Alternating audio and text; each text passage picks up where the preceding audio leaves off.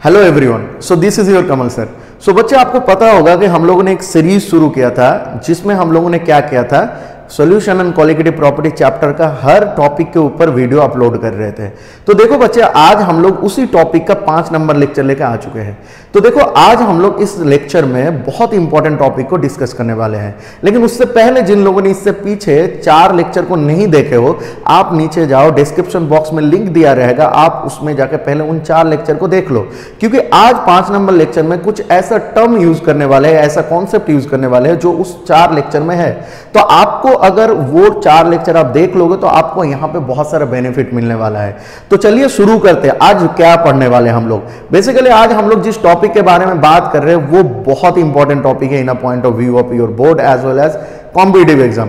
देखो बच्चे, बात क्या है ना, इसमें आप मान सकते हो कि इनमें से 2 टॉपिक जो है बोर्ड के लिए तो कुछ ज्यादा ही इंपॉर्टेंट है, और कॉम्पिटिटिव पॉइंट ऑफ व्यू में यहां से एक सवाल आता ही रहता है। स्पेशली नीट के लिए मैं बोलूंगा तो नीट के लिए ये टॉपिक बहुत इंपॉर्टेंट है।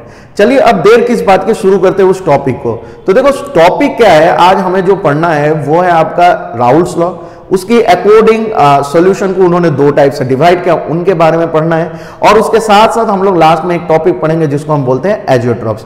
देखो बच्चे, पहले तो हम लोग थ्योरी इसमें डिस्कस कर लेंगे, उसके बाद हम लोग इसके रिलेटेड जो भी न्यूमेरिकल है उनको डिस्कस करेंगे, और उसके बाद हम लोग देखेंगे कि प्रीवियस ईयर में जो क्वेश्चन आ चुका है एग्जाम में कॉम्पिटिटिव में, उनके बारे में डिस्कस करेंगे। Got it my point? तो चलिए देर किस बात की, शुरू करते हैं। तो देखो बच्चे, पहले शुरू करने में राउल्स लॉ पढ़ने से पहले हमें एक चीज को बहुत अच्छे से जानना है, और वो है आपका वेपर प्रेशर।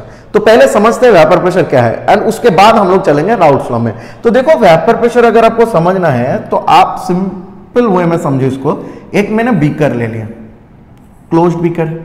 अब मैंने इसके अंदर क्या कर दिया बच्चे, लिक्विड ले लिया। मान लें कोई एक लिक्विड ले लिया, ठीक है। अब जब लिक्विड लिया, मैंने इसके ऊपर देख इनका वेपर ड्रॉ कर रहा हूं, ये इनकी वेपर है। तो देखो, अगर मैं आसान शब्द में बोलूं तो वेपर प्रेशर क्या है? नहीं तो वेपर प्रेशर है ये जो वेपर इस लिक्विड सरफेस के ऊपर जो प्रेशर एक्सर्ट करते हैं उसी को हम लोग वेपर प्रेशर बोलते हैं। बहुत ही आसान शब्द में है। क्या है? जो आपका वेपर है वो लिक्विड सरफेस में जो प्रेशर को एक्सर्ट करते हैं उसी को हम वेपर प्रेशर बोलते हैं। बट यहां पे कुछ चीजें हैं जो आपको जानना है। बात क्या है, इसमें एक कंडीशन है, वो ये है कि रेट ऑफ इवेपोरेशन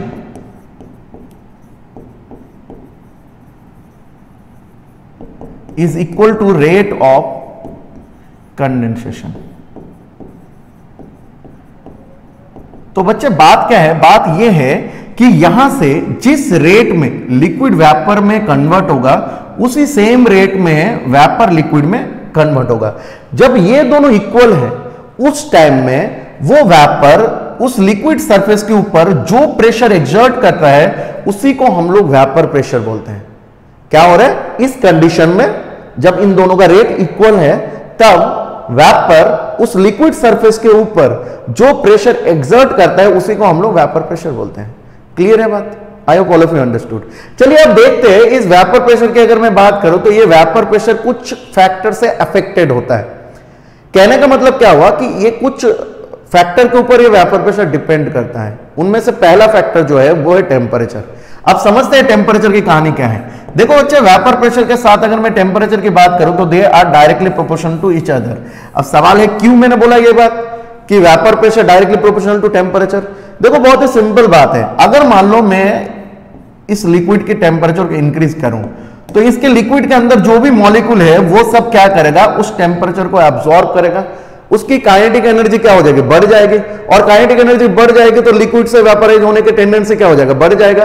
और अगर वेपर ज्यादा हो गया तो वेपर प्रेशर भी तो ज्यादा हो जाएगा। होगा कि नहीं होगा? तो इसीलिए हम लोग बोल सकते हैं कि टेम्परेचर के साथ वेपर प्रेशर का रिलेशन क्या है, they are directly proportional to each other. इसका मतलब आप टेम्परेचर इंक्रीज करोगे तो वेपर प्रेशर भी इंक्रीज होगा। अब देखो बच्चे, इसको थोड़ा सा ग्राफ में समझते हैं हम लोग। देखो बात क्या है ना, इस साइड में मैंने लिख दिया वेपर, इस साइड में मैंने लिख दिया टेम्परेचर, और इनका ग्राफ कुछ इस तरह होता है। तो इसका मतलब हम लोग ये कह सकते हैं कि अगर आप टेम्परेचर को इंक्रीज करोगे तो वेपर प्रेशर भी इंक्रीज होगा। बच्चे आप लोग इसका एक स्क्रीनशॉट ले लो, क्योंकि हम लोग थोड़ा सा डिस्कस करने जाएंगे जो आपका नॉर्मल बोर्ड में। तो पहले स्क्रीनशॉट ले लो। चलो तो अब देखते हैं। देखो क्लॉसियस कैप्रोन इक्वेशन की अगर मैं बात करूं तो कहानी क्या है समझते बच्चे। कहानी बहुत सिंपल है। देखो यहाँ पे बोर्ड में हम लोगों ने लिख के रखा है क्लॉसियस कैपरॉन इक्वेशन। तो देखो इक्वेशन क्या है, इक्वेशन है log P2/P1 is equal to delta H vaporise, इसको बोलते हैं एंथैल्पी ऑफ वेपराइजेशन या हीट ऑफ वेपराइजेशन बोलो, डिवाइडेड बाय 2.303 R और 1/T1 माइनस 1/T2। अब देखो बच्चे यहाँ पे वेपर प्रेशर के साथ टेम्परेचर का एक रिलेशन दिखाया गया है। तो वेपर प्रेशर के साथ टेम्परेचर का क्या दिखाया गया, रिलेशन दिखाया गया है कि टेम्परेचर और वेपर प्रेशर क्या है, directly proportional to each other है। अब यहाँ पे कुछ चीजें समझना है, जैसे P2 क्या है, अगर मैं P2 की बात करूं तो vapour pressure of gas at temperature 2, अगर मैं P1 की बात करूं तो vapour pressure of gas at temperature T1। अगर मैं डेल्टा एच वी वैप बोलूं तो उसको बोलते हैं हीट ऑफ वेपराइजेशन, और R आपको पता है this is what, gas constant. अब देखो बच्चे अगर मैं बात करूं यहां पे ये गैस कांस्टेंट की वैल्यू की बात करूं तो देखो अगर ये एंथैल्पी ऑफ वेपराइजेशन या हीट ऑफ वेपराइजेशन अगर जूल में है तो हम लोग गैस कांस्टेंट की वैल्यू जो यूज करेंगे वो यूज करेंगे 25/3। दैट मींस हम लोग कह सकते हैं 8.314, ये जूल वाला वैल्यू जो है। अगर मान लो ये कैलोरी में है तो कैलोरी में होगा तो आर का वैल्यू हम लोग यूज करेंगे 1.987, बट इसको अप्रोक्सीमेटली 2 यूज किया जाता है। अप्रोक्सीमेटली कितना यूज किया जाता है, 2। तो आप क्या करोगे, बहुत सारी जगह देखना ये एग्जैक्ट वैल्यू लिखा रहता है 1.987, या तो बहुत सारी जगह देखना 2 दिया रहता है, तो हमें मैटर नहीं करता है क्योंकि बहुत ही कम डिफरेंस है इनके बीच में। तो हम लोग क्या करेंगे, आर की वैल्यू इस वाइज लेंगे, जिस वाइज हमें यहाँ पे हीट ऑफ वेपराइजेशन की वैल्यू दिया रहेगा। क्लियर है बात? तो इससे हमें पता चलेगा कि वेपराइजेशन जो है वो वेपर प्रेशर जो है वो टेम्परेचर के साथ कैसे रिलेटेड है। क्लियर है? अभी चलिए अभी हम लोग चलते हैं दूसरा फैक्टर में। देखो बच्चे अगर मैं दूसरी फैक्टर की बात करूं तो वो है आपका नेचर ऑफ लिक्विड। अब देखो नेचर ऑफ लिक्विड के ऊपर कैसे वेपर प्रेशर डिपेंड करता है। तो देखो बच्चे बहुत ही सिंपल बात है, अगर मैं वेपर प्रेशर की बात करूं तो vapour pressure is inversely proportional to the intermolecular force of attraction, या तो इंटरमॉलिक्यूलर फोर्स ऑफ अट्रैक्शन, इसको ऐसे ही लिखता हूं मैं, शॉर्ट फॉर्म में लिख दें। अब इसके साथ क्या है, इनवर्सली प्रोपोर्शनल, मतलब इंटरमॉलिक्यूलर फोर्स ऑफ अट्रैक्शन जितना ज्यादा वेपर प्रेशर उतना कम। अब इसको कैसे समझेंगे, देखो एग्जांपल लेते हैं, एग्जांपल के थ्रू समझते हैं। सपोज मान ले बच्चे मैंने लिया HF और उसके साथ लिया मैंने HCl। अब अगर आपको पता होगा तो आपको यह चीज पता होगा कि HF जो है इसमें क्या होता है, हाइड्रोजन बॉन्डिंग होता है, ठीक है,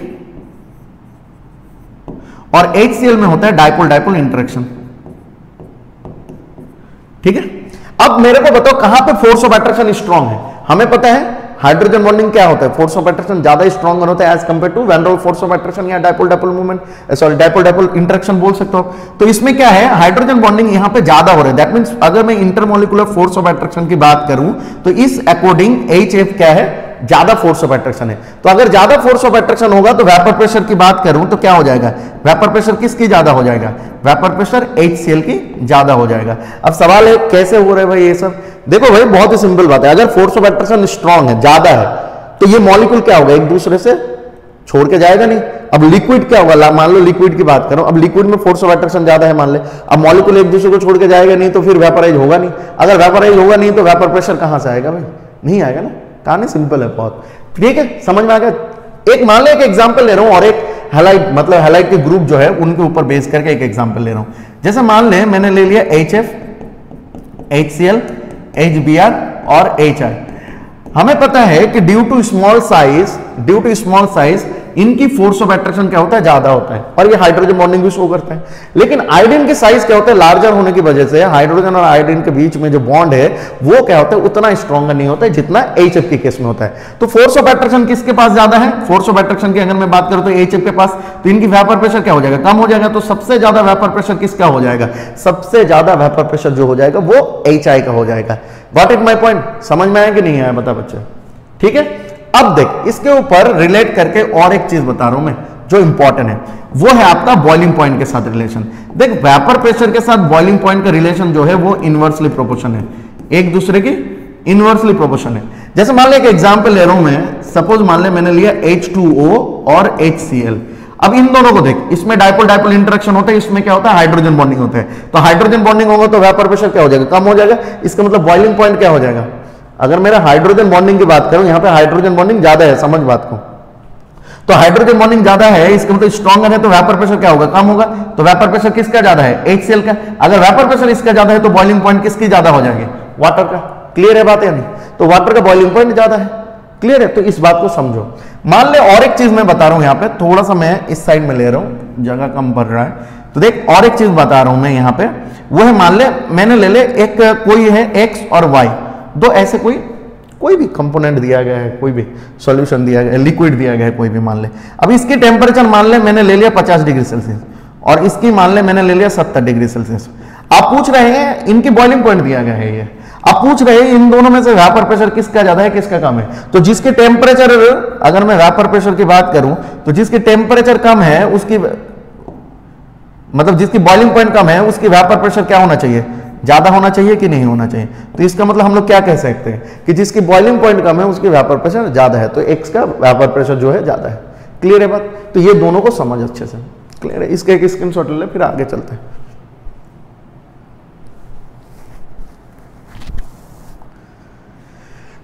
चलो आगे चलते हैं। अब देखो बच्चे, अभी हम लोग जो जा रहे हैं वो राउल्ट्स लॉ को पढ़ने जा रहे हैं। देखो राउल्ट्स लॉ क्या बताता है, देखो ये कहीं ना कहीं हेनरीज लॉ से इंस्पायर्ड होकर बना हुआ है। तो अगर मैं बात करूं, हेनरीज लॉ हमें क्या समझाया था कि प्रेशर जो है वो मोल फ्रैक्शन के साथ डायरेक्टली प्रोपोर्शनल है। बात यहां पे भी वही है, ठीक है। अब बात क्या है, हम लोगों ने ना यहां पे दो कंडीशन ले रहे हैं, ठीक है। मैंने मान लिया एक बीकर लिया जिसमें हमने बोल दिया ये लिक्विड है हमारे पास, ठीक है।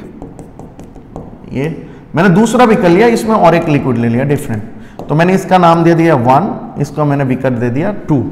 अब इनका अपना एक वेपर प्रेशर होगा भाई, कोई दिक्कत नहीं है। इनका भी अपना एक वेपर प्रेशर होगा, कोई दिक्कत नहीं है, ठीक है। अब मैंने क्या किया, इन दोनों को मिला दिया एक तीसरे बीकर में, इसको तीसरा कंडीशन बोल रहे हैं, ठीक है। जिसके अंदर है जो है आपका, जिसके अंदर हम लोग कह सकते हैं कि आपका 2 नंबर लिक्विड भी है, आपका 1 नंबर लिक्विड भी है, आपका 1 नंबर का वेपर प्रेशर भी है, मतलब सॉरी वेपर है, और आपका 2 नंबर का वेपर भी है। क्लियर है, ये कहानी है। अब देखिए यहां पे जो लिक्विड है उनकी जो वेपर प्रेशर है मैंने उसको मान ले P1 लिखा, यहां पे जो लिक्विड है उनकी वेपर प्रेशर को मैंने P2 लिखा। मैंने इसके ऊपर एक नोट दे दिया, सवाल है क्यों दिया मैंने। देखो यहां पे अगर 1 नंबर बीकर को आप देख रहे हो तो यहां पे जो वेपर प्रेशर है वो प्योर फॉर्म में है, खाली 1 नंबर बीकर में जो लिक्विड है उसी का ही वेपर प्रेशर है, दूसरा कोई इसके अंदर है नहीं। प्योर फॉर्म होने के लिए ऊपर हमने नॉट देकर रिप्रेजेंट किया। दूसरी बात, अगर मैं दूसरा बीकर में जाऊं तो दूसरा बीकर में देखो जो वेपर मिल रहा है हमें वेपर प्रेशर, वो खाली दूसरा बीकर में जो लिक्विड है उनका ही है, तो ये भी प्योर फॉर्म में है, तो मैंने इसको P2 नॉट लिख दिया। अब बात आ रही इसमें, जब मैंने इन दोनों को मिला दिया तो हमें मिल गया एक सॉल्यूशन। अब इस सॉल्यूशन की कहानी समझो। इस सॉल्यूशन में हमें जो वेपर प्रेशर मिल रहा है वो 1 का भी वेपर प्रेशर मिल रहा है, जो वेपर प्रेशर मिल रहा है वो 2 का भी वेपर प्रेशर मिल रहा है कि नहीं, दोनों ही इसके अंदर मिल रहे हैं। तो मैंने दोनों को ऐसे रिप्रेजेंट कर दिया। इसका मतलब ये वाला P1 जो है ये vapour pressure in a solution, या vapour pressure of 1 in a solution, और ये जो है vapour pressure of liquid 2 in a solution. Clear है बात? तो इसका मतलब ये वाला जो है ये वेपर प्रेशर सॉल्यूशन में, ये वाला जो है प्योर फॉर्म में है। अभी चलिए समझते हैं इसकी कहानी। अब देखो अगर मैं पहला बीकर के लिए राउल्ट्स लॉ लिखूं तो राउल्ट्स लॉ ये प्रोपोर्शनलिटी हटा दे भाई, तो हटा दिया तो मैंने इसकी जगह में एक मान ले P1 नॉट ले लिया, ये कांस्टेंट हो गया। हमारे पास आ गया क्या, P1 is equal to P1 not and chi1, ये बन गया पहला बीकर के लिए राउल्ट्स लॉ। अगर मैं दूसरे बीकर के लिए राउल्ट्स लॉ बनाऊं तो वो बन गया तेरा P2 is equal to P2 not और chi2, ये बन गया मेरा दूसरा। तो ये किसके लिए बना, लिए मैंने ये लिख दिया। तो मुझे 2 इक्वेशन जो है वो राउल्ट्स लॉ का मिल गया, वो किसके लिए, पहला लिक्विड और दूसरे लिक्विड के लिए। क्लियर है बात? यहां पे हमें पता है P1 क्या है, नहीं तो P1 is the partial pressure या वेपर प्रेशर ऑफ कंपोनेंट 1, ठीक है, इन अ सॉल्यूशन। P2 क्या है, वेपर प्रेशर कंपोनेंट 2, और ये क्या है, ये दोनों जो है ये प्योर फॉर्म में है एट अ सेम टेम्परेचर, ठीक है, प्योर कंपोनेंट। क्लियर है बात? क्लियर है? चलो इसका एक स्क्रीनशॉट ले लो, फिर आगे चलते हम लोग, ठीक है। इसका एक ले ले स्क्रीन। देख हम नेक्स्ट स्लाइड में चलते हैं। अब राउल्ट्स लॉ में हम लोग देखेंगे 2 केस हमें ऑब्जर्व करना पड़ेगा। यहां पे 2 केस हमें मिलता है। पहला केस जो है राउल्ट्स लॉ वो किसके लिए है, नहीं तो एक कंडीशन है कि लिक्विड लिक्विड सॉल्यूशन के लिए है। इसका मतलब क्या है, दोनों ही लिक्विड है, जैसे पीछे दिखाया मैंने, 1 को भी लिक्विड लिया तो 2 को भी लिक्विड लिया, वही कहानी है इसके अंदर। तो जब मैंने 1 को भी लिक्विड लिया 2 को भी लिक्विड लिया तो हमारे पास जो आ जाएगा कि अगर मैं P टोटल की बात करूं तो P टोटल क्या आ जाएगा, P1 प्लस P2। अब यहां पे P1 की वैल्यू में अकॉर्डिंग टू राउल्स लॉ लिख सकते हो P1 not chi1 plus P2 not chi2, कर सकते हो या नहीं? तो P total equal to this one. Clear? अभी देख यहां पे हम लोग क्या करते हैं ना, यहां पे हम लोग थोड़ा सा जो मोल फ्रैक्शन वाला कहानी था कि sum of the mole fraction of any binary solution, sum of the mole fraction of two component in any binary solution is equal to 1। तो यहां से हम लोग लिख सकते हैं chi2 is equal to 1 minus chi1। तो मैं इस चीज को और एक तरह से रिप्रेजेंट कर सकता हूं, P total is equal to P1 not chi1 plus P2 not 1 minus chi1। इसको ऐसे रिप्रेजेंट कर सकते हैं नहीं? बता मेरे को, कर सकता हूं मैं? तो मैंने ऐसे रिप्रेजेंट कर दिया। तो ये जो बन गया हमारे पास, ये क्या है? ये Raoult's law for liquid liquid के लिए हो गया। ठीक है, अब देख लिक्विड लिक्विड में यहां पे कुछ कहानी है कि नहीं समझते। देखो बच्चे, यहां पे अगर मैं कहानी की बात करूं तो यहां पे एक ग्राफ आ जाएगा कहानी में। वो कहानी क्या है समझते हैं। देखो लिक्विड की बात करूं मैं तो मान ले इस साइड में मैंने लिख दिया तेरा मोल fraction of 1, mole fraction 1 is 0, mole fraction 2 is 0, mole fraction 2 is 1। इस साइड में मैंने लिख दिया वेपर प्रेशर। अब इनका एक ग्राफ बना रहे हैं हम लोग, समझना बात को। मान के चल कि मैंने यहां पे 1 ले लिया, ठीक है, यहां पे मैंने 2 ले लिया। दैट मीन्स ये मैंने जो ले लिया ये 1 के लिए लिया, ये 2 के लिए लिया। क्यों लिया मैंने? मैं मान के चल रहा हूं कि वेपर प्रेशर जो है 1 का ग्रेटर देन है वेपर प्रेशर ऑफ 2। मैं ये मान के चल रहा हूं, ठीक है। तो अब देख ग्राफ कैसा आ जाएगा, 0 से 1 की तरफ जा रहे तो ग्राफ आ जाएगा इस तरह, और यहां से यहां की तरफ आ जाएगा। ये इंडिविजुअल में किसकी ग्राफ बता रहा हूं? ये बता रहा हूं मैं P1 का और P2 का इंडिविजुअल ग्राफ बना दिया। अब इन दोनों को जब तू ऐड कर लेगा तो तेरे को क्या मिल जाएगा? Sum. That means total vapour pressure का ग्राफ हमें मिल जाएगा। तो ये ग्राफ जो है किसके लिए है? लिक्विड लिक्विड सॉल्यूशन के लिए, जहां पे दोनों के दोनों क्या है? वोलाटाइल है, और इस वजह से दोनों के दोनों वेपर प्रेशर एक्सर्ट करेगा। क्लियर है बात? अभी मैं दूसरे की बात कर रहा हूं, Raoult's law for solid in liquid solution. अब सॉलिड इन लिक्विड सॉल्यूशन, अब समझो बात को। सॉलिड जो है वो क्या है हमारे पास? नॉन वोलाटाइल, क्योंकि ये तो वेपराइज होगा नहीं, तो ये हमारा बन गया नॉन वोलाटाइल। और लिक्विड जो है हमारे पास क्या बन गया? वोलाटाइल। तो इसका मतलब ये हुआ कि अगर मैं बात करूं 2 बीकर ले रहा हूं, उसमें मान ले एक में सॉलिड रखा मैंने और एक में मैंने लग दिया लिक्विड, तो ये कोई वेपर प्रेशर एक्सर्ट करेगा ही नहीं, क्योंकि ये तो वोलाटाइल होगा ही नहीं। लिक्विड खाली क्या करेगा? वेपर प्रेशर एक्सर्ट करेगा। तो मान के चल मैंने मान लिया कि ये जो भाई साहब है हमारा लिक्विड ही खाली वेपर प्रेशर एक्सर्ट कर रहे हैं, ये कोई वेपर प्रेशर एक्सर्ट नहीं कर रहे। अब बात ये है कि इसको हम लोग कैसे लिखेंगे? देखो इसको हम लोग समझेंगे बहुत ही आसान तरीके से। मैं मान के चल रहा हूं कि सॉलिड जो है हमारे पास वो है हमारा 2 नंबर बीकर, और इसको मैंने मान के चल रहा हूं 1 नंबर बीकर। तो अगर मैं टोटल प्रेशर की बात करूं तो हम लोग लिखेंगे खाली 1 के बारे में, नॉट chi1, क्योंकि हमारे पास यहां पे जो है, यहां पे आपके पास कौन नहीं आएगा? ये जो 2 नंबर है वो नहीं आएगा, क्योंकि ये नॉन वोलेटाइल है। तो हमारे पास अल्टीमेटली जो इक्वेशन मिल जाएगा वो मिल जाएगा ऐसे। क्लियर है बात? इसमें कोई दिक्कत नहीं है। अब देखो बात क्या है इसमें बच्चे, इसकी अगर मैं ग्राफ ड्रॉ करूं तो कहीं ना कहीं हमें ये जो x2 वाला मतलब P2 वाला ग्राफ नहीं मिलेगा। तो हम लोग यहां से ना P2 वाला ग्राफ को इरेज कर देते हैं, खाली P1 को रखते हैं। तो हमने P2 को इरेज कर दिया, तो हमारे पास इसी में ड्रॉ कर लेता हूं, तो हमारे पास कुछ इस तरह ग्राफ मिल जाएगा। मिलेगा कि नहीं मिलेगा? तो ये जो बन गया आपका सॉलिड इन अ लिक्विड, समझ रहे? सॉलिड इन अ लिक्विड हमारे पास ये बन गया।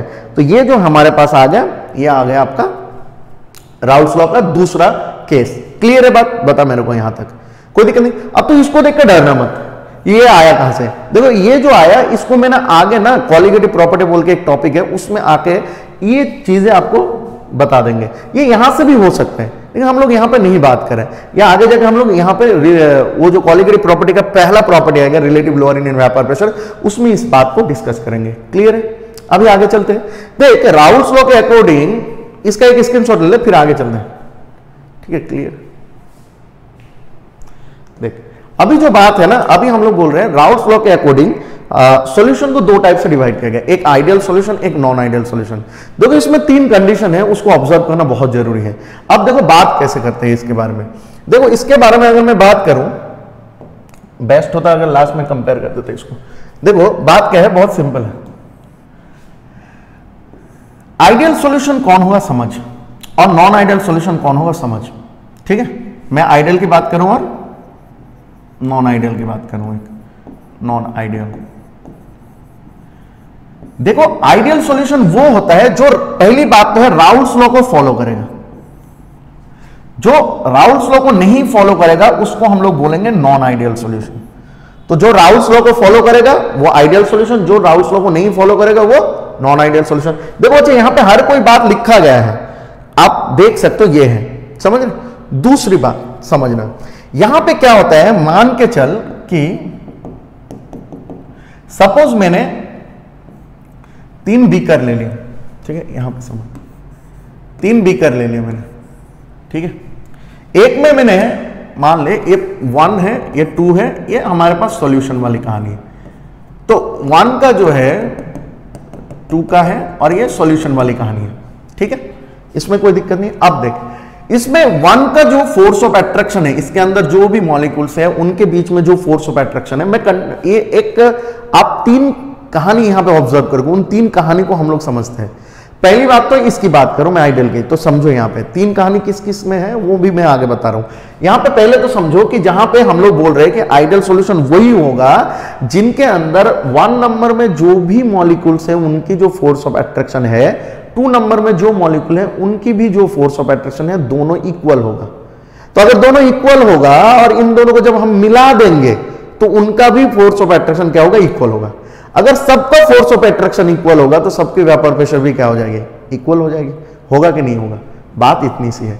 तो अगर मैं आइडियल सॉल्यूशन की बात करूं तो आइडियल सॉल्यूशन में हम लोग ये बात कर सकते हैं, यहां पे एक पॉइंट आप ऐड कर सकते हो, नहीं है यहां पे हम लोग बोल सकते हैं कि intermolecular force of attraction of 1 में मान ले मैंने लिख दिया 1 को मैंने मान ले ए ले लिया, सपोज ए, 2 बीकर में मैंने ले लिया बी, तो मैं बोल दे रहा हूं A is equal to intermolecular force of attraction of BB is equal to intermolecular force of attraction of AB।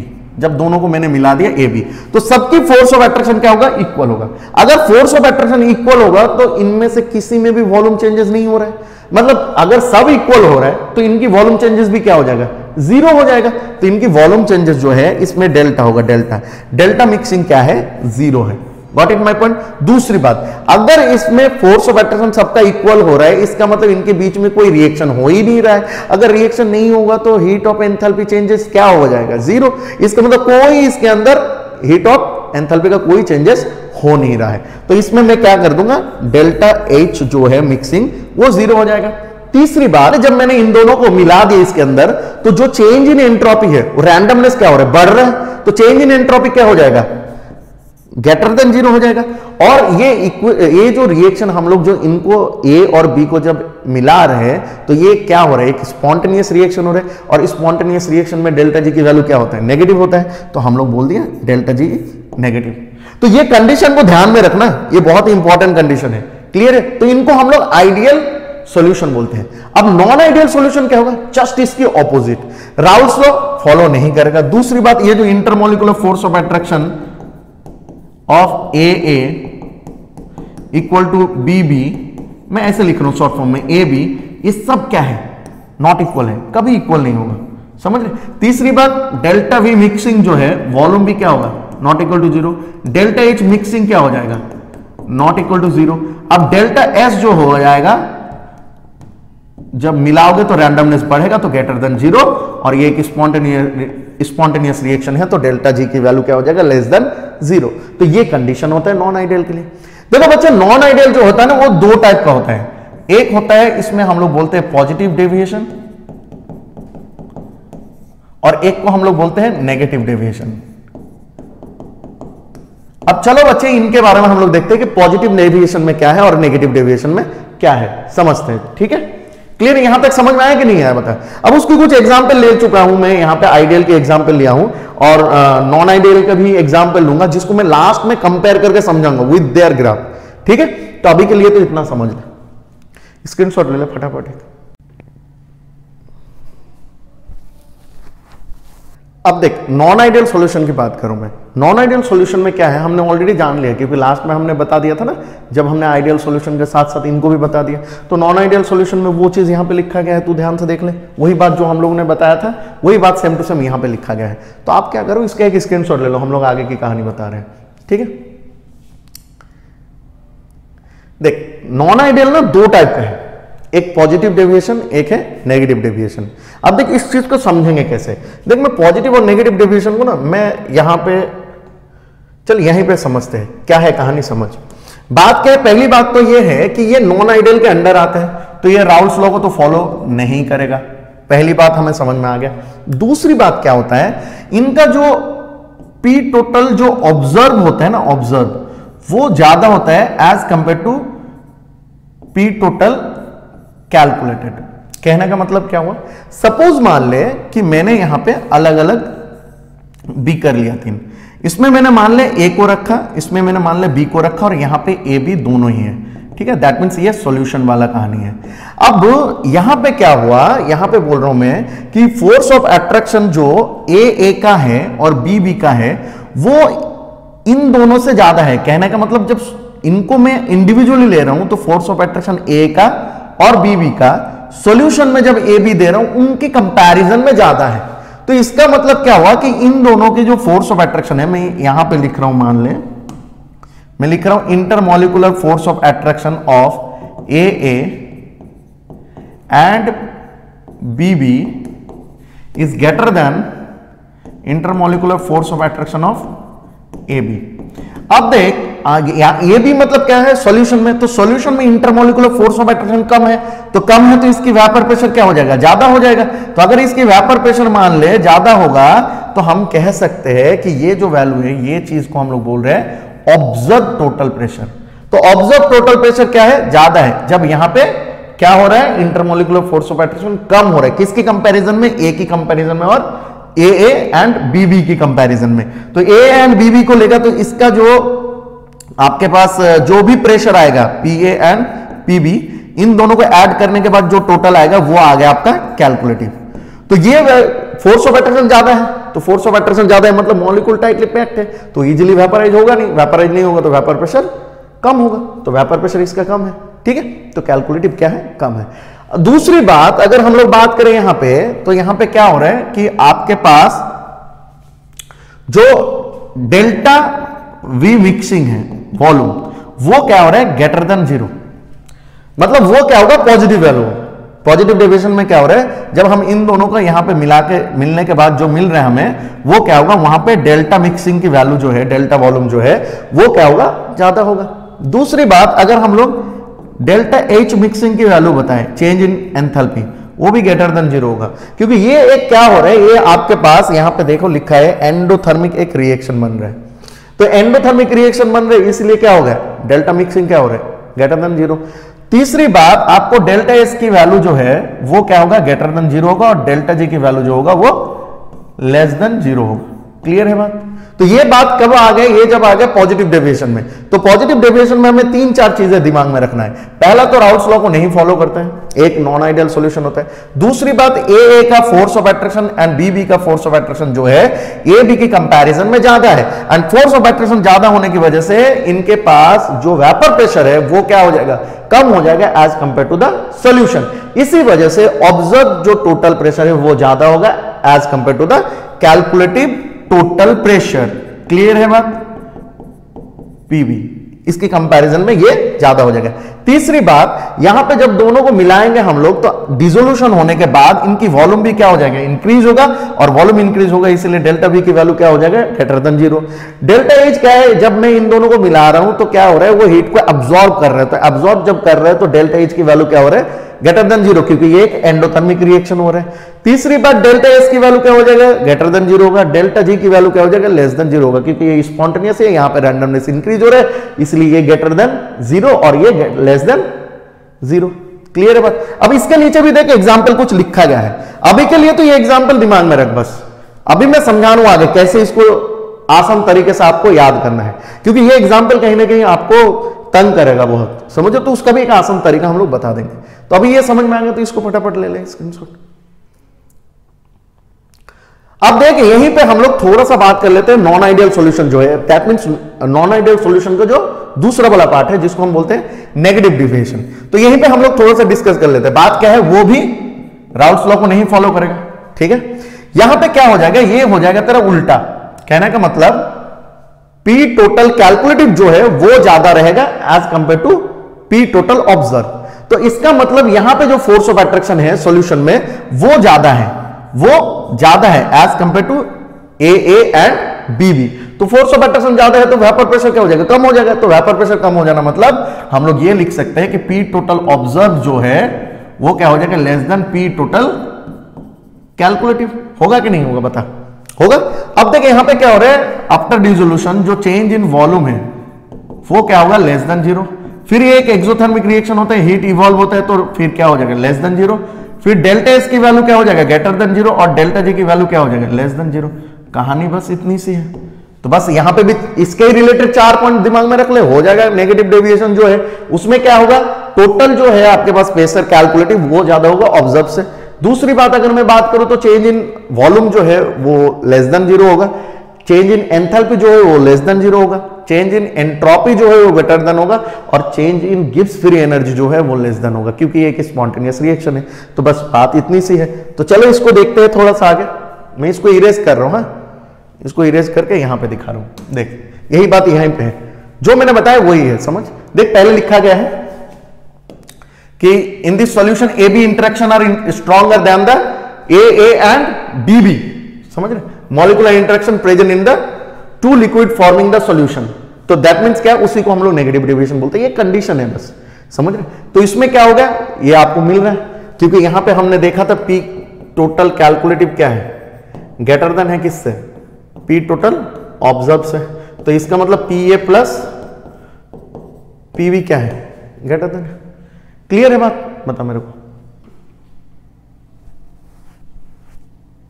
तो इसका भी एग्जांपल लिख ले, इसका एक स्क्रीनशॉट ले ले, ये नोट्स बनाने के लिए हेल्प होगा बस, जो बोर्ड लोग हैं।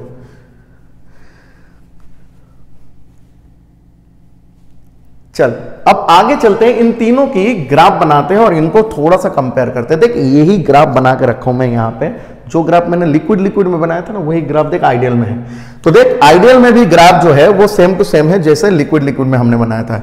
हमने ए ले लिया यहाँ पे बी ले लिया। मैंने मान लिया कि ए का जो है वेपर प्रेशर ज्यादा है as compare to vapour pressure of B. यहाँ पे मैंने ए का मोल फ्रैक्शन लिख दिया, यहाँ पे ए का मोल फ्रैक्शन लिखा मैंने 0, यहाँ से 1। तो ये गया एक ग्राफ इस साइड में, ये गया ये ग्राफ, और इन दोनों को ऐड कर देंगे, सम कर देंगे तो हमें टोटल मिल जाएगा। इसमें फोर्स ऑफ अट्रैक्शन इक्वल रहता है, तो बाकी आपको कंडीशन पता है। दूसरी बात, अगर आप पॉजिटिव में जाओगे तो पॉजिटिव में क्या हो रहा है ना, जो ऑब्जर्व हो रहा है वो ज्यादा हो रहा है किससे, कैलकुलेटिव से। तो कैलकुलेटिव से ज्यादा होगा तो इसका मतलब क्या है, ये मान ले मेरे पास मेन ग्राफ है, ये मेन ग्राफ है। अब ऑब्जर्व वैल्यू क्या हो रहा है, कैलकुलेटिव से ज्यादा हो रहा है, इसलिए हमने इसको ऊपर लिख दिया। सिमिलर वे में इस साइड में भी मैंने लिख दिया, इंडिविजुअल जब लिखा मैंने तो इस साइड में भी लिख दिया मैंने। क्लियर है, तो इनको ऊपर बना दिया क्योंकि ऑब्जर्व ग्रेटर देन है। अगर मैं बात करूं यहां पे ऑब्जर्व क्या है, ऑब्जर्व टोटल जो है वो आपके पास यहां पे क्या है, less than P total calculative. तो यहां पे कैलकुलेटिव वैल्यू क्या है, ज्यादा है। तो इसका मतलब मान लें ये मेरे पास ग्राफ है, अब कैलकुलेटिव वैल्यू ज्यादा है, ऑब्जर्व वैल्यू क्या है, कम है। तो ऑब्जर्व वैल्यू कम है, तो मैंने इसलिए नीचे जो है ग्राफ मैंने इस लाइन के नीचे बना दिया तीनों को। समझे, ये ऊपर वाला जो है इन दोनों को मिलाने के बाद मिल रहा है ऊपर वाला, बाकी इंडिविजुअली है तो इंडिविजुअली मैंने दोनों को मिला दिया। अब इसमें किसका फोर्स ऑफ अट्रैक्शन ज्यादा रहता है, किसका कम रहता है, वो आपको पता चल ही गया। ठीक है, अब देखो ये नीचे एग्जाम्पल है। देखो एग्जाम्पल की अगर मैं बात करूं, अभी एग्जाम्पल में आते हैं। ठीक है, एग्जाम्पल बहुत इंपॉर्टेंट है अभी। देखो एग्जाम्पल की अगर मैं बात करूं तो आपने बहुत सारा एग्जाम्पल देखा है यहाँ पे।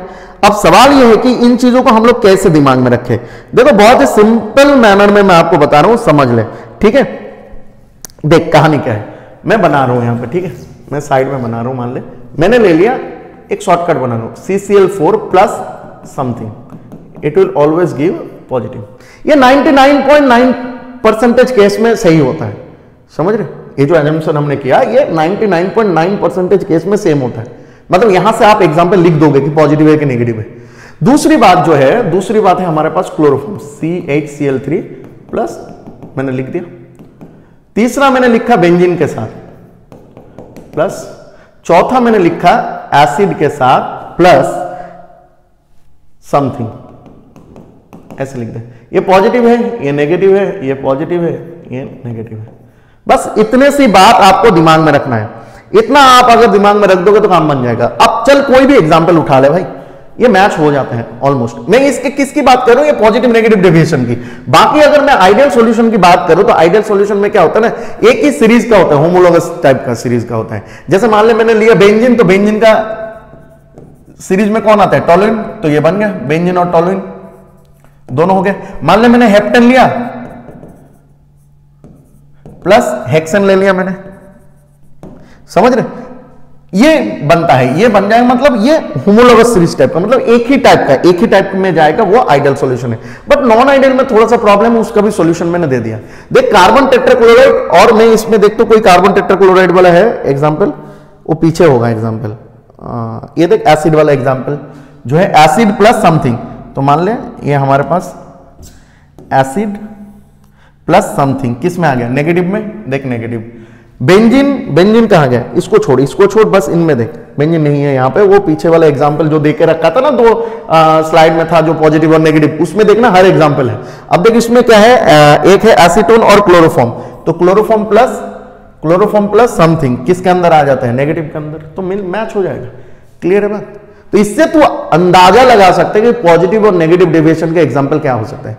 अब देख बात क्या है, इसको अंदाजा लगाना तो है, इसको अच्छे से पढ़ना है, इसीलिए क्योंकि अगर आप कॉम्पिटिटिव के क्वेश्चन उठा के देखो तो बच्चे एग्जांपल के रिलेटेड बहुत क्वेश्चन आ चुका है। जब मैं सॉल्व करूंगा आज तो पता चल जाएगा आप लोगों को। क्लियर है बात, ठीक है। अभी अभी जो हम लोग बात करने जा रहे हैं एजियोट्रोप्स का, बहुत इंपॉर्टेंट है in point of view of your board exam. हमेशा देखने यहां से डेफिनेशन आता रहता है या तो इसको टाइप पूछा जाता है। अब समझते हैं ये क्या है कहानी, समझो। देखो एजियोट्रोप्स अगर हमें समझना है तो हमने क्या किया, एक बीकर लिया, इसमें हमने एक बाइनरी मिक्सर बनाया दो लिक्विड का, और ये दोनों लिक्विड का जब दोनों लिक्विड को बॉईल करेंगे तो दोनों लिक्विड एक कांस्टेंट टेम्परेचर में बॉईल होगा, उसी को हम एजियोट्रोप्स बोलते हैं। एक बाइनरी मिक्सचर बनाएंगे किसका, दो लिक्विड का, और वो दोनों ही लिक्विड का जब मैंने बाइनरी मिक्सचर बना दिया तो वो बॉईल होगा एक कांस्टेंट टेम्परेचर में, एक कांस्टेंट टेम्परेचर में, उसी को हम लोग एजियोट्रोप्स बोलते हैं। जैसे कि मान ले एक मैंने लिक्विड लिया जिसकी बॉइलिंग पॉइंट है मान ले 50, और दूसरा मैंने लिक्विड लिया जिसकी बॉइलिंग पॉइंट है मान ले 60। अब तू अगर सोचा कि इन दोनों को जब मैंने मिला दिया तो इनकी बॉइल 60 की ऊपर आ सकते हैं या तो 50 के नीचे आ सकते हैं, लेकिन जो भी आएगा वो एक आएगा, कोई एक टेम्परेचर में बॉइल होगा। समझ रहे बात को, उसी को हम लोग क्या बोल देंगे, एजियोट्रोप्स बोल देंगे। देख एजियोट्रोप जो है इसको हम लोग ना सेपरेट नहीं कर सकते, इसके अंदर जो बाइनरी मिक्सचर है दो लिक्विड का, उनको हम लोग नॉर्मल फ्रैक्शनल डिस्टिलेशन से सेपरेट नहीं कर सकते। क्यों नहीं कर सकते, क्योंकि दोनों की बॉइलिंग पॉइंट क्या है, सेम है। अगर दोनों की बॉइलिंग पॉइंट सेम है तो फ्रैक्शनल डिस्टिलेशन से कैसे हम लोग सेपरेट करेंगे, क्योंकि फ्रैक्शनल डिस्टिलेशन में हम वही लिक्विड को सेपरेट करते हैं जिनकी बॉइलिंग पॉइंट अलग होता है, लेकिन यहां पे तो पॉसिबल नहीं है क्योंकि दोनों का सेम है। अब देखिए दो टाइप का है, एक है मिनिमम बॉइलिंग एजियोट्रोप्स, एक है मैक्सिमम बॉइलिंग एजियोट्रोप्स। अब मिनिमम बॉइलिंग एजियोट्रोप्स को समझ क्या है, देख minimum boiling azeotropes that means boiling point क्या है इसका, मिनिमम है। तो अगर बॉइलिंग पॉइंट मिनिमम है तो वेपर प्रेशर क्या हो जाएगा, ज्यादा हो जाएगा। और किसका प्रेशर ज्यादा है, आप नेगेटिव डेविएशन में चले जाओ, सॉरी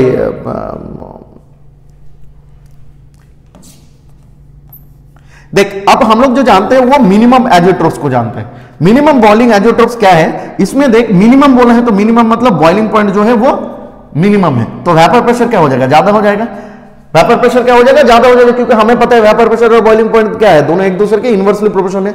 अब हमें करना क्या है भाई, सिंपल सी बात है, तुम बताओ नॉन आइडियल सॉल्यूशन में किसकी प्रेशर ज्यादा होता है, किसकी ऑब्जर्व प्रेशर ज्यादा होता है। ऑब्जर्व प्रेशर जो टोटल ऑब्जर्व प्रेशर था किसका ज्यादा था, हम लोगों ने अभी पढ़ा, किसका ज्यादा है, पॉजिटिव डेविएशन का ज्यादा है। इसका मतलब मिनिमम बॉइलिंग एजियोट्रोप जो है वो क्या है, जितना भी पॉजिटिव डेविएशन वाले लोग हैं, जितना भी पॉजिटिव डेविएशन वाला सॉल्यूशन है वो सब जो है मिनिमम एजियोट्रोप्स दिखाएगा या मिनिमम बॉइलिंग एजियोट्रोप्स को दिखाएगा। दूसरी बात, अगर मैं मैक्सिमम के पास जा रहा हूं तो मैक्सिमम मतलब बॉइलिंग पॉइंट मैक्सिमम, तो बॉइलिंग पॉइंट मैक्सिमम मतलब वेपर प्रेशर कम। इसका मतलब क्या हो रहा है कि पी टोटल ऑब्जर्व जो है वो कम है पी टोटल कैलकुलेटिव से। तो पी टोटल ऑब्जर्व किसका कम होता है, नेगेटिव डेविएशन। तो जितना भी नेगेटिव डेविएशन वाले कहानी है वो सब क्या शो करेगा, मैक्सिमम बॉइलिंग एजियोट्रोप्स को शो करेगा। क्लियर है बात। देखो यहां पे जो मिनिमम बॉइलिंग एजियोट्रोप्स है इसमें अगर मैं बात करूं तो एक एग्जांपल है हमारे पास इथेनॉल एंड वाटर। ये बहुत ही इंपॉर्टेंट एग्जांपल है, इस एग्जांपल को आप देखना एनसीईआरटी में दिया गया है, ठीक है। तो मिथेनॉल और इथेनॉल और वाटर। अब बात क्या है इसमें, कहानी क्या हो जाता है, इथेनॉल और वाटर जो है कहानी ये होता है कि ये हाइड्रोजन बॉन्ड दिखाते हैं। जब मैंने दोनों को मिला देता हूं तो हाइड्रोजन बॉन्ड जब दिखाते हैं इनकी फोर्स ऑफ अट्रैक्शन ज्यादा होता है सॉल्यूशन में। अब फोर्स ऑफ अट्रैक्शन ज्यादा होगा तो वेपर प्रेशर क्या हो जाएगा, कम होगा, और वेपर प्रेशर जब कम होगा टोटल का तो वो क्या शो करेगा, पॉजिटिव डेविएशन। तो इसलिए वो पॉजिटिव डेविएशन शो करते हैं, और पॉजिटिव डेविएशन जितना है सब मिनिमम बॉइलिंग एजियोट्रोप शो करेगा, इसलिए मिनिमम बॉइलिंग एजियोट्रोप शो करते हैं। सिमिलर वे में अब इसमें चले जाओ, नाइट्रिक एसिड प्लस वाटर, आपको पता है कि एसिड प्लस समथिंग कुछ भी रहेगा, हमने उसको क्या बोला था, हम लोग उसको नेगेटिव डेविएशन की कैटेगरी में रखा था, तो वो भी आ गया हमारे पास। समझ रहे बात को? तो बात बहुत सिंपल है, समझना, ठीक है। तो ये जो था टोटल जो था हमारे पास पूरा था आपका वेपर प्रेशर, राउल्स लॉ, फिर राउल्स लॉ के अकॉर्डिंग जो दो टाइप था, ideal solution and non ideal solution. Ideal solution के पास हमें ग्राफ देखा, फिर नॉन आइडियल सॉल्यूशन के पास जब आया हमने वहां पे दो टाइप देखा, पॉजिटिव एंड नेगेटिव डेविएशन, उनका ग्राफ देखा, फिर लास्ट में हम लोगों ने एजियोट्रोप्स को पढ़ा। तो ये हमारा थ्योरी पार्ट खत्म हो गया, ठीक है। तो चलो अब हम लोग न्यूमेरिकल की बात करते हैं। तो देखो बच्चे, अभी हम लोग जो जा रहे हैं वो क्वेश्चन सॉल्व करने जा रहे हैं रिगार्डिंग आपका जो वेपर प्रेशर रिलेटेड था, राउल्स लॉ रिलेटेड था, यानी एजियोट्रोप्स या नॉन आइडियल सॉल्यूशन या आइडियल सॉल्यूशन की बात करूँ तो इन सब के रिलेटेड क्वेश्चन सॉल्व करने जा रहे हैं। तो देखो क्वेश्चन क्या है, लिखा है कि vapour pressure of chloroform and dichloromethane at 298 kelvin are 200 mm mercury and 415 mm mercury respectively। पूछा क्या है, पूछा है पहला बीट में कि calculate the vapour pressure of the solution by prepared by mixing of 25.5 gram of chloroform and 40 gram of CH2Cl2 dichloromethane at 290 kelvin and mole fraction of each composition in solution. अच्छा तो देखो vapour pressure आपको given क्या है पहले उसको समझना पड़ेगा, क्योंकि गिवन अगर आप समझ लोगे तो पहला बीट सॉल्व इजीली हो जाएगा। देखो बच्चे गिवन क्या है हमारे पास, तो अगर हम देखेंगे हम लोग पहला बीट सॉल्व करें, ठीक है। तो इसमें गिवन क्या है, नहीं तो हमारे पास गिवन क्या है समझो। गिवन एक तो है हमारे पास जो pure vapour pressure of chloroform, that means हम लोग कह सकते हैं कि vapour pressure of pure chloroform given है, उसके साथ डाइक्लोरोमीथेन उनका भी वेपर प्रेशर गिवन है, और हमें टोटल वेपर प्रेशर पूछा है। तो इजीली निकाल लेंगे, क्या करेंगे, हमें वेपर प्रेशर दोनों का दिया गया है, हम लोग अकॉर्डिंग टू राउल्स लॉ हमें पता है कि total vapour pressure is equal to sum of the vapour pressure of each component, जो भी कंपोनेंट उस सॉल्यूशन में प्रेजेंट है उनके वेपर प्रेशर को ऐड कर देंगे तो हमें मिल जाएगा। तो हम लोग राउल्स लॉ को अप्लाई करके इस पहला बीट को सॉल्व कर सकते हैं। तो देखो गिवन जो है हम लोग उसको लिख देते हैं कि vapour pressure of pure chloroform CHCl3, तो मैं इस जगह में लिख दिया PA0, मैंने A ले लिया, सपोज मान ले कि क्लोरोफॉर्म को मैंने A ले लिया और हमने जो डाइक्लोरोमीथेन है उसको हमने B कंसीडर कर लिया, तो मैं PA0 लिख रहा हूं। तो PA0 क्या है, नहीं तो PA0 है 200 mm ऑफ मर्क्यूरी, ये है हमारे पास। दूसरी बात और एक चीज गिवन है कि vapour pressure of pure dichloromethane CH2Cl2, इसका कितना है, मैंने इसको PB0 ले लिया, प्योर है इसलिए मैंने PB0 ले लिया, और ये है 415 mm ऑफ मर्क्यूरी। अब देखो बात क्या है, अब हमें जो निकालना है वो वेपर प्रेशर निकालना है टोटल। लेकिन अगर मैं इस साइड में बात करूं, देखो बच्चे, अगर मुझे टोटल वेपर प्रेशर निकालना है, जो बीट 1 की बात करूं मैं, तो total vapour pressure equal to क्या लिख दूंगा मैं, PA plus PB, vapour pressure of A that means chloroform plus vapour pressure of B that means dichloromethane. अब according to Raoult's law PA की जगह हम लोग क्या लिख सकते हैं, PA0 mole fraction of A plus PB0 mole fraction of B। अब देखो यहाँ पे मोल फ्रैक्शन चाहिए हमें तो प्योर वेपर प्रेशर पता है A का B का भी, लेकिन मुझे मोल फ्रैक्शन पता नहीं है क्लोरोफॉर्म का कितना होगा, और मुझे पता नहीं डाइक्लोरोमीथेन का कितना होगा। तो अब हमारा टारगेट है इस मोल फ्रैक्शन को कैलकुलेट करना। तो देखो मोल फ्रैक्शन कैलकुलेट करना है तो हमें मोल की जरूरत है। अब देखो यहाँ पे गिवन मास दिया गया है, एंड हम लोग इसकी मोलर मास को इजीली कैलकुलेट कर लेंगे। तो given mass by molar mass करके हम लोग मोल कैलकुलेट कर सकते हैं, और मोल अगर मुझे पता चल गया तो मैं मोल फ्रैक्शन भी कैलकुलेट कर लूंगा। तो हम लोग क्या करेंगे, अभी हम लोग अभी जो जा रहे हैं वो है मोल कैलकुलेट करने के लिए। किसका मोल कैलकुलेट करने के लिए? नहीं तो number of mole of chloroform. पहले क्लोरोफॉर्म का निकालते हैं। तो number of mole of chloroform कितना है? CH, number of mole of chloroform CHCl3। तो गिवन मास कितना है बच्चे?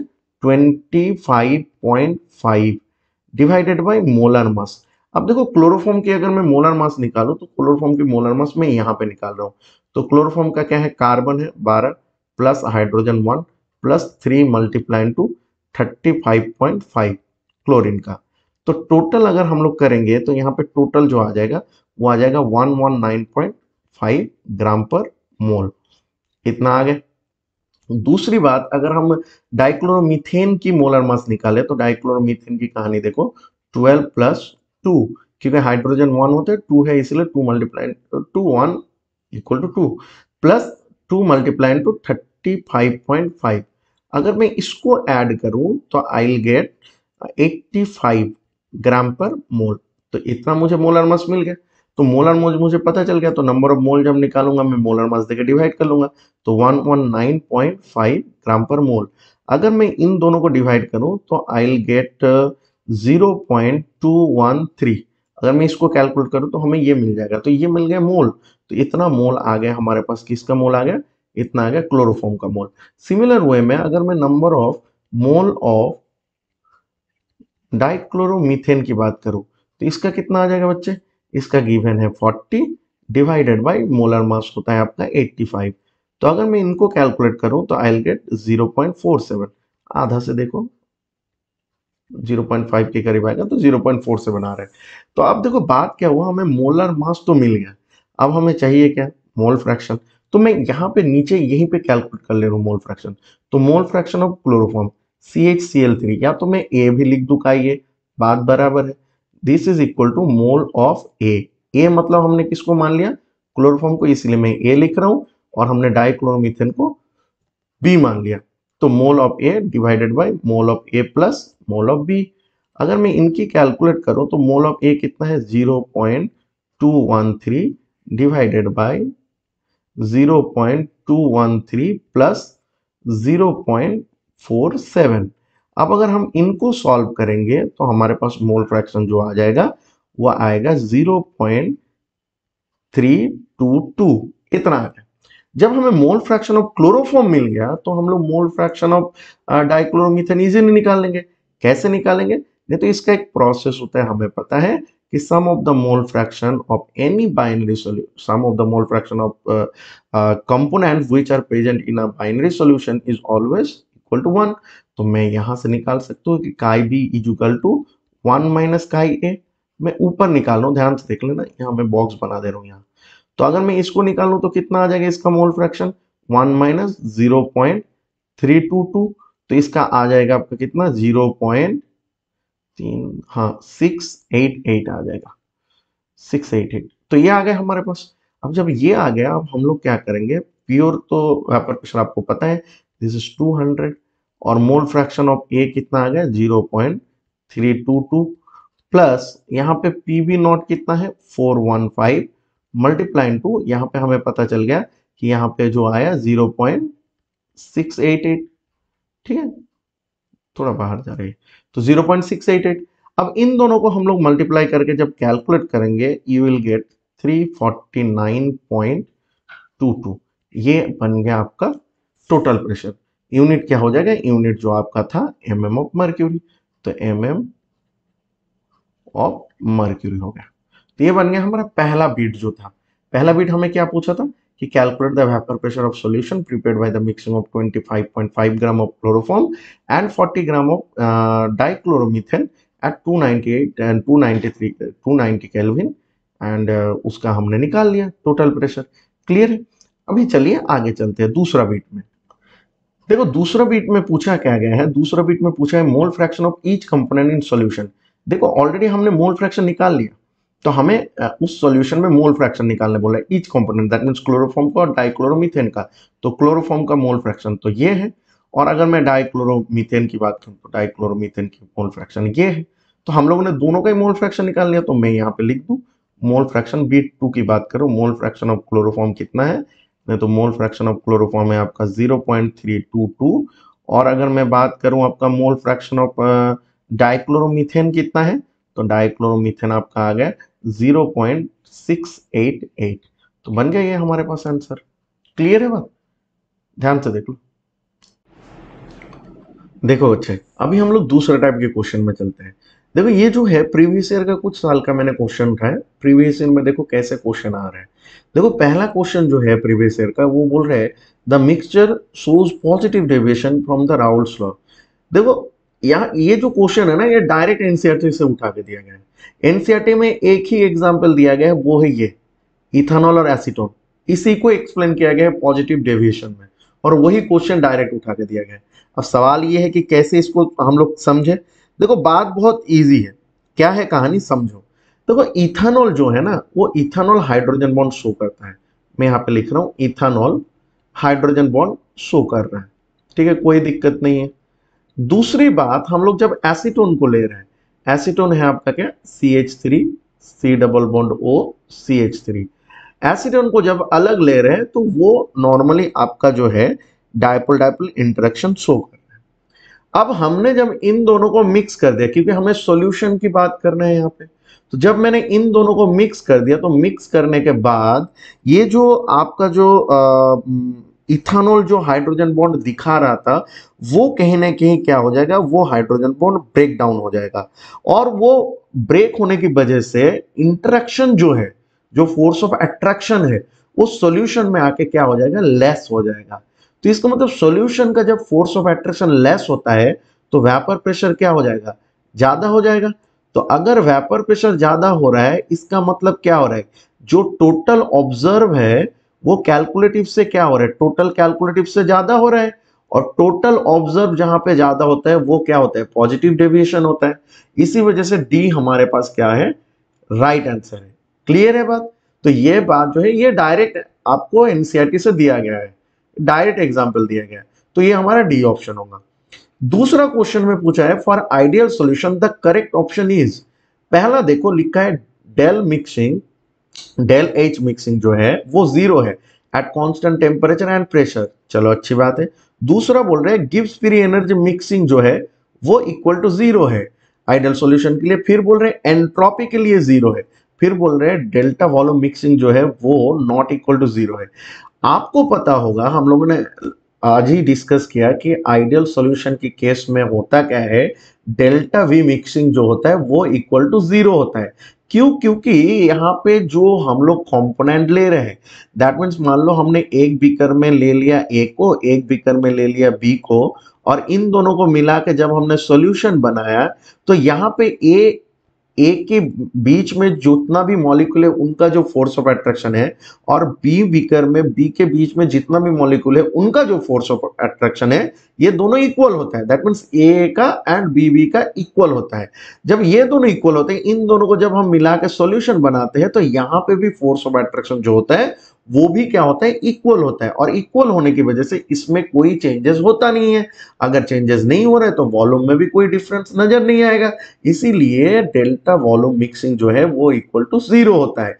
तो इसका मतलब ऑप्शन डी तो कभी नहीं होगा, क्योंकि नॉट इक्वल टू 0 लिखा है। दूसरी बात यहाँ पे बोला गया है आपको कि डेल्टा जो जी है, delta G gives free energy, वो इक्वल टू 0 बोला गया है।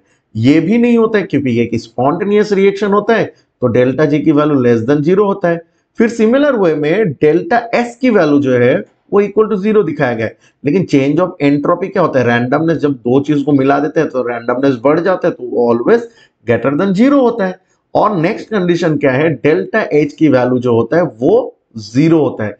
क्यों 0 होता है? बिकॉज जब मैं दोनों को मिला रहा हूं, इनकी फोर्स ऑफ अट्रैक्शन क्या है, इक्वल है, और फोर्स ऑफ अट्रैक्शन इक्वल हो रहा है, इसका मतलब इनके बीच में कोई रिएक्शन नहीं हो रहा है। इसका मतलब हम लोग क्या कह सकते हैं कि वो ना कोई हीट एब्जॉर्ब कर रहे हैं, ना कोई हीट रिलीज कर रहे हैं। इसलिए चेंज ऑफ एंथैल्पी जो है वो 0 होता है।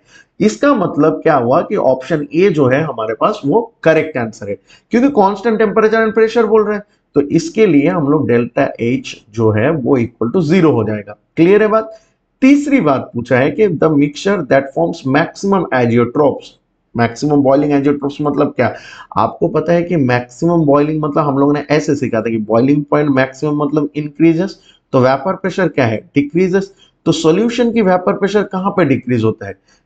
सॉल्यूशन की वेपर प्रेशर आपको पता होगा, हमने पॉजिटिव नेगेटिव समझाया कि नहीं समझाया आज? तो वही बात है कि जहां पे वेपर प्रेशर डिक्रीज होता है, इसका मतलब टोटल जो ऑब्जर्व है उनका टोटल प्रेशर क्या होगा? कम होगा। समझ रहे हो? तो टोटल प्रेशर कम होगा किससे? कैलकुलेटिव प्रेशर से। तो जब टोटल प्रेशर कम हो रहा है ऑब्जर्व वाला as compare to calculative total pressure, तो हम उसको क्या बोलते हैं? Negative deviation. तो इसका मतलब क्या होता है कि ये जो मैक्सिमम बॉइलिंग एजियोट्रोप कौन शो करता है? नहीं तो नेगेटिव डेविएशन। अब इनमें से नेगेटिव डेविएशन का कौन सा एग्जाम्पल होगा? थोड़ा सोच के बता दो, बताओ कौन सा एग्जाम्पल हो जाएगा? ये डी हो जाएगा, क्योंकि हमें पता है कि नाइट्रिक एसिड के साथ जब भी कोई चीज मिल जाता है तो हम लोग उसको क्या बोलते हैं? नेगेटिव डेविएशन के अंदर लाते हैं कि नहीं? तो इसका मतलब हमारे पास क्या हो जाएगा? D is the option. Correct है? क्लियर है बात? बता बच्चे, क्लियर है? अभी आगे चले। अब देख बच्चे, 4 नंबर क्वेश्चन क्या है? Which of the following incorrect for ideal solution? तो आपको पता है इनकरेक्ट कौन हो? बताओ मेरे को, मैं तो डायरेक्टली बोल सकता हूँ यहाँ पे कौन है। हमने तो अभी का भी देखा कि अगर हम लोग देखेंगे आइडियल सॉल्यूशन के लिए डेल्टा जी क्या होता है? स्पॉन्टेनियस रिएक्शन होता है, तो डेल्टा जी की वैल्यू क्या होता है? लेस देन 0 होता है। तो यहाँ पे इक्वल टू 0 लिखा है, तो ये ही करेक्ट होगा। आंसर ऑप्शन बी करेक्ट होगा। इनकरेक्ट पूछा है ना, तो इनकरेक्ट ही होगा। लेकिन अब बात है कैसे इसको समझे। चलो देखो, सिंपल सी बात है। हमें पता है डेल्टा एच मिक्सिंग, क्योंकि बाकी ऑप्शन के बारे में बात करना है, हम लोग बाकी ऑप्शन के बारे में बात करते हैं। डेल्टा एच मिक्सिंग 0 होता है और डेल्टा वॉल्यूम हमें पता है मिक्सिंग 0 होता है। देखो थर्मोडायनेमिक्स में एक इक्वेशन है, वो ये है कि change in internal energy is equal to delta mixing, मतलब delta mixing enthalpy minus P delta V mixing. अब देखो ये दोनों 0 होता है, तो 0 होगा तो फिर डेल्टा यू की वैल्यू क्या हो जाएगा? 0। तो अगर 0 होगा तो ये करेक्ट है, डी वाला आइडियल सॉल्यूशन के लिए करेक्ट है। लेकिन हमें इनकरेक्ट पूछा है, तो हमें सी ऑप्शन डी ऑप्शन तो मिल गया। अब ए ऑप्शन की कहानी क्या है समझो। देखो ए की कहानी बहुत सिंपल है। ये बात क्या होता है? आइडियल गैस सॉल्यूशन के लिए हमें पता है कि P A is equal to P A not chi A, और पी बी इक्वल टू हमें पता है पी बी नॉट काई बी। अब देखो चेंज इन प्रेशर की अगर मैं बात करूं तो ये क्या बोल रहे हैं? ऑब्जर्व माइनस क्या है? कैलकुलेटिव। अब देखो बच्चे, यहां पे फोर्स ऑफ अट्रैक्शन जो होता है वो क्या होता है? इक्वल होता है हर जगह। किसके केस में? आइडियल गैस के केस में। तो ए का फोर्स ऑफ अट्रैक्शन, बी का फोर्स ऑफ अट्रैक्शन, और जब सॉल्यूशन में देते हैं उनका भी फोर्स ऑफ अट्रैक्शन, सबका क्या होता है? इक्वल होता है। तो इसका मतलब अगर इक्वल होगा तो ऑब्जर्व जो हमारे पास प्रेशर है और कैलकुलेटिव टोटल प्रेशर है, दोनों में कोई चेंजेस ही नहीं है। तो अगर दोनों में कोई चेंजेस नहीं है तो क्या वैल्यू आ जाएगा? 0। तो इसका मतलब डेल्टा वी की वैल्यू क्या आ जाएगा? 0 आ जाएगा। तो 0 आ गया। अब बचा कौन? बी। अब देखो बी को भी हम लोग समझते हैं। थर्मोडायनेमिक्स में एक इक्वेशन है कि delta G is equal to delta H minus T delta S. अब देखो बात क्या है, जब हम दो कंपोनेंट्स को मिक्स करके सॉल्यूशन बनाते हैं तो वहां पे रैंडमनेस क्या होता है? कभी भी 0 नहीं होता है। तो इसकी वजह से चेंज इन एंट्रोपी जो है नॉट इक्वल टू 0 होता है। अगर change in entropy not equal to 0 होगा तो डेल्टा जी भी क्या हो जाएगा? Not equal to 0। इसका मतलब क्या है? वो कभी भी 0 नहीं होगा। कभी भी 0 नहीं होगा तो हमारे पास करेक्ट ऑप्शन क्या है? कल यही। समझ रहे हो बात को? तो इसलिए B is the correct answer. तो आप देख सकते हो कि हम लोगों ने ये देखा कि हमने बस 3-4 साल का क्वेश्चन लिया। तो आप देखो 3-4 साल के क्वेश्चन में देखो ऑल्टरनेटिव ऑलमोस्ट देखो आप 4 बार आ चुके हैं। अगर मैं 16 से लेके 20 तक लो तो इनके बीच में 4 बार ऑलरेडी आपका इसी टॉपिक से सवाल आ चुका है। तो ये टॉपिक बहुत ही इंपॉर्टेंट है in a point of view of NEET. मैंने स्पेशली बताया था कि नीट के लिए बहुत ही ज्यादा इंपॉर्टेंट है, यहाँ से सवाल आता रहता है। और अगर बोर्ड के लिए मैं बोलूँ तो एजियोट्रोप्स, और अगर मैं बोलूं ideal solution and non ideal solution का डिफरेंस, एंड राउल्ट्स लॉ, ये भी बहुत ज्यादा इंपॉर्टेंट है, आपको पूछा जाता है। और अगर मैं जेई पर्पस में बोलूं तो जेई पर्पस में यहाँ पे जो आपका नॉन आइडियल सॉल्यूशन है, that means positive and negative deviation, उसका एग्जांपल से भी सवाल आता है। क्लियर है बात? तो बस इतनी ही बात है। जो आज हमने क्या पढ़ा बच्चे, आज हमने पढ़ा वेपर प्रेशर क्या है, राउल्स लॉ क्या है। राउल्स लॉ के अकॉर्डिंग हमने दो टाइप की सॉल्यूशन पढ़ा, आइडियल एंड नॉन आइडियल, उसकी ग्राफ देखे, एजियोट्रोप्स पढ़े, उसके रिलेटेड क्वेश्चन किए, बस उनमें कॉम्पिटिटिव में पास्ट ईयर में क्या है वो भी सॉल्व करिए। तो ये टॉपिक बड़ा ही इंपॉर्टेंट है, इसको ध्यान से आप लोग पढ़ना। क्लियर? चलो ठीक है all of you, thank you, आज इतना ही, फिर मिलते हैं नेक्स्ट क्लास में। Thank you all of you, bye bye.